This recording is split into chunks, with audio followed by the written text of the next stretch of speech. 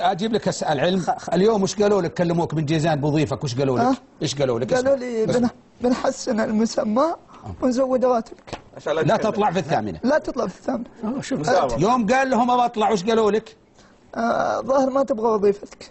شايف؟ لا يا ابو محمد، يا ابو محمد بجيك بالشعر بيه. من قال لك؟ هذا مديرهم كلمه من جيزان. مدير المركز. ايه مدير المركز يا استاذ داوود، الرجل هذا بكره يلقى فصل على المكتب هذا.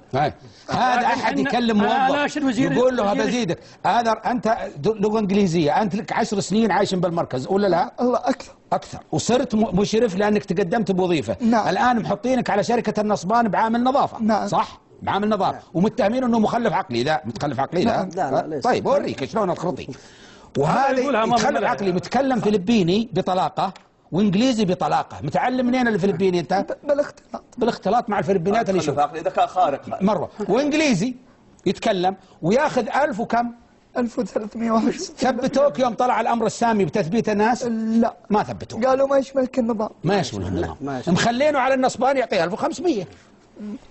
مو هو معقول هذا. وشوف القرارات ناظر شلون وصف عقلي بتخلف عقلي واصفينه ناظر. استاذي تقارير، وهو تقارير عنده ثانيه انه لا عنده ما عنده اعاقه. المعاقين بعضهم مبدعين وهذا واحد منهم. خلينا نسمع كلام الرجال هذا. ايوه كلمتين. انا استغيث بسيدي مولاي خادم الحرمين الشريفين من ظلم واضطهاد سالم باصي بعد الحلقه، لانه وضعي وتعاملهم بيكون مختلف، فانا استغيث. هم من اللي كلمك انت وقال لك لا تطلع؟ مدير المركز. ايش اسمه؟ احمد خواجي. قال لك لا تطلع؟ قال لي لا تطلع بالتلفون. الله، بس بطريقه فنيه. بطريقه فنيه. بنزود راتبك وما له داعي شرشحه.